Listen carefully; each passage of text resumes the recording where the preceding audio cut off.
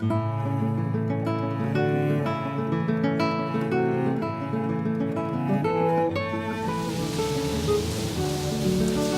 while back, I was in a conversation with someone, and I remember them saying, I don't need to know about doctrine. I don't really have to worry about the Ten Commandments. I just need to be Christ-like. As a Christian, I just need to be Christ-like.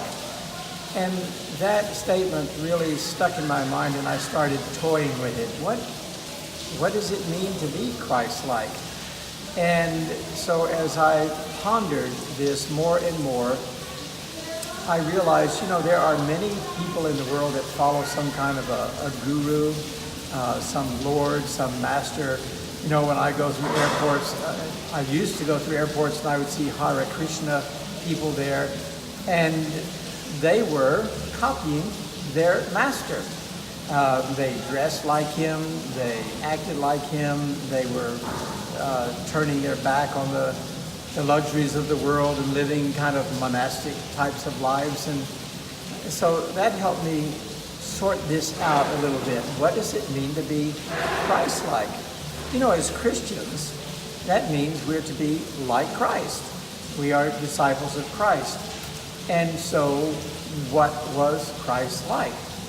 Did he pay attention to doctrine?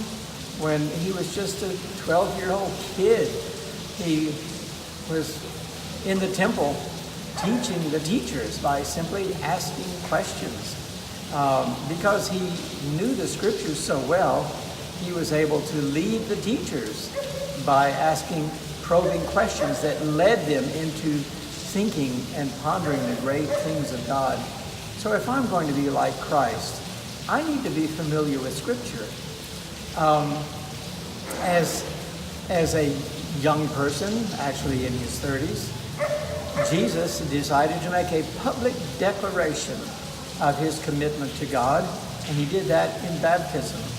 So I think, to be like Christ, I too need to follow that example. If he is my Lord, if he is my master, if I'm going to be a Christian, I need to follow his example. And I too need to not be ashamed of who I am. I need to make a public declaration in baptism, but not just that one-time experience. I need to be free and feel excited about sharing and making a public declaration of my love for Jesus anytime, any day, any time of my life. I think also about how Jesus was meek and he was humble.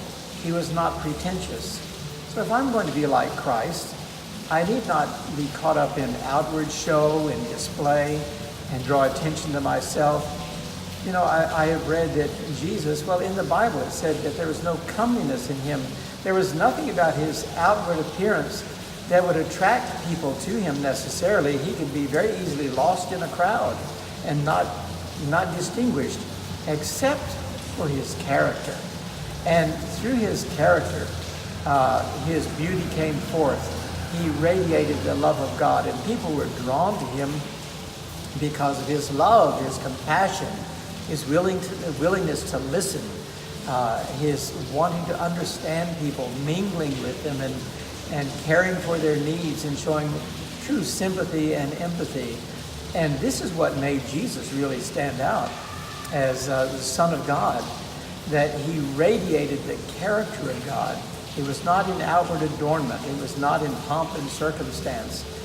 And so that helps me realize that I too need not worry about the accessories, the expensive attire, and the things that the world looks for and looks after today. Jesus was very self-sacrificing.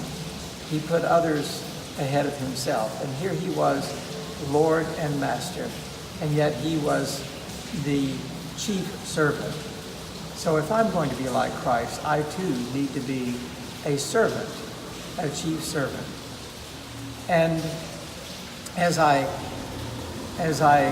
ponder Jesus, we're told by beholding him, we become changed. If I'm going to accept him as my Lord and Master, I need to think about what those words mean.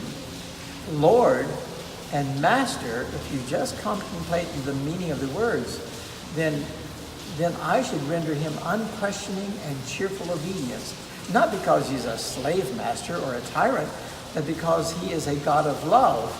And anything he asks of me is for my own good, for my own joy and happiness and peace and fulfillment in life. And I should willingly submit to anything he asks of me because he is my Lord and he is my master and he loves me. And because of that, I want to love him and serve him in return. It should be a natural response that comes from a grateful heart.